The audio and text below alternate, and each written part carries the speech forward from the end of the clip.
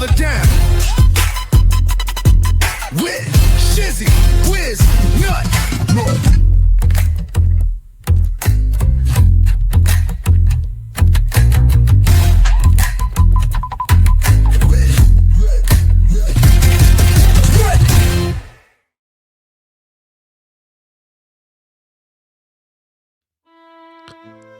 An open letter.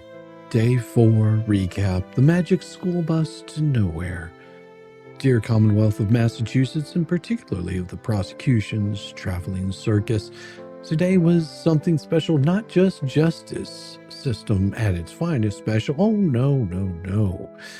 It was a 9th grade drama club reenactment of Law and Order Special, complete with a field trip, a pathologist reading his resume like a hostage letter, and a paramedic who walked into your cross-examination and accidentally torched half your case without even breaking a sweat.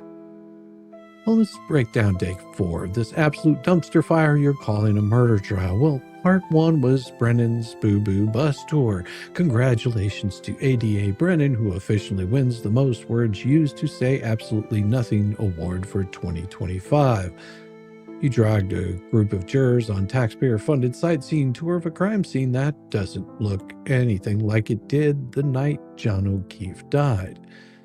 Has the Lexus, your supposed murder weapon, sitting there like a used sad car at a junkyard, missing the actual taillight you've been swearing up and down is your smoking gun, and required you to preface the entire field trip with more disclaimers than Khalees commercial. Now, folks, the car's different, the weather's different, the lighting's different, but please just close your pretty little eyes and pretend real hard. Use your imagination. Don't let reality get in the way of a good conviction. It's adorable, really, the Commonwealth out here running Make a Murder Foundation programming complete with make-believe evidence and emotional manipulation instead of actual facts. This was nothing less of a crime scene walkthrough and more of a murder mystery dinner party, except nobody's eating and the murder weapon is apparently still on the back order. But don't worry, the prosecution made sure to tell the journals, no notes, no pictures, no independent thought, just stand where we tell you and absorb the vibes. Y'all aren't prosecuting a case, you're giving a goddamn guided mediation. Well, part 2 was Gary, trust me bro, Faller. Next up was Gary Faller. The main credential seems to be that he's in the pathology game longer than Proctor has burner phones. This man strutted into the stand like he was accepting a Lifetime Achievement Award and proceeded to spend half the afternoon explaining what a pathologist is.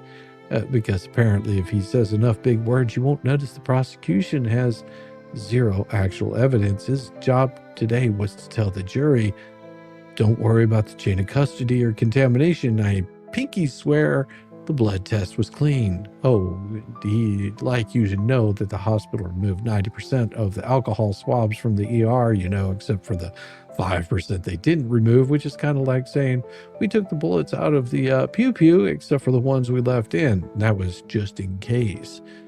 This was the Commonwealth's plan, distract the jury with a word salad about laboratory protocol.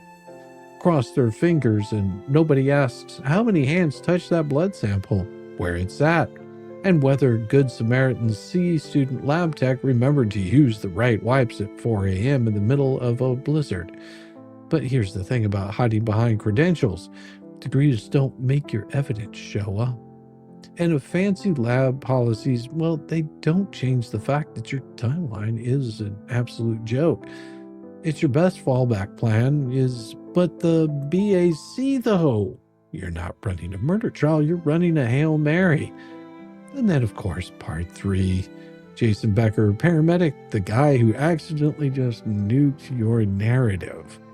Well, and then we got to the Commonwealth's next hope and pray witness, Jason Becker, the paramedic who transported Karen Reed. You were really banking on Becker, weren't you? Hoping maybe he'd say she confessed, flipped out, scratched her own face, maybe did a murder cha-cha on the way to the hospital. Anything you could spin into your closing argument. But poor Jason, bless his little firefighting heart, walked right into that courtroom and told the truth. Karen Reed was cooperative. Karen Reed was traumatized, shaken, and clearly suffering.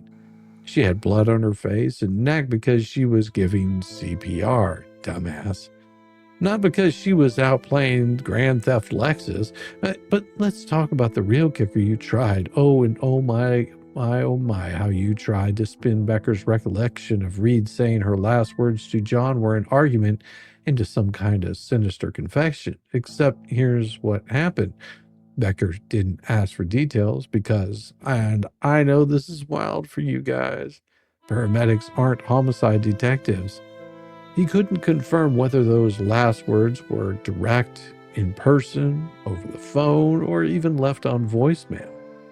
And even under the most desperate cross-examination, Becker calmly told you what any reasonable person with half a functioning left brain cell could conclude. Reed was in shock. She was devastated.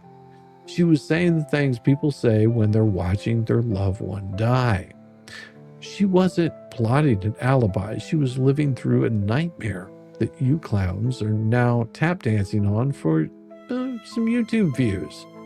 And when she showed him her phone and missed calls with To O'Keefe, Becker did exactly what a medical professional should do.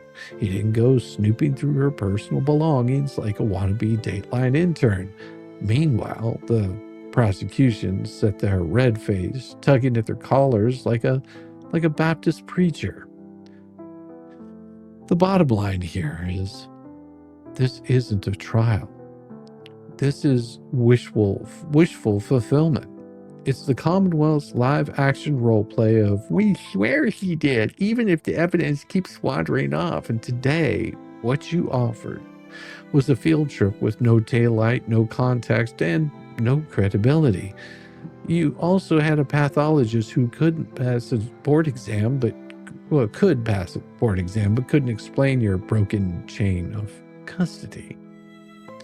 And a paramedic who, in spite of your best efforts to twist his words, confirmed what anyone not running a prosecutorial grift already suspected, that Karen Reed was traumatized, not homicidal. Every day you ask this jury to believe a little bit harder, to imagine just a little more. But guess what? Reasonable doubt. It's not imaginary. And your case is bleeding out the side of the road, right next to your integrity.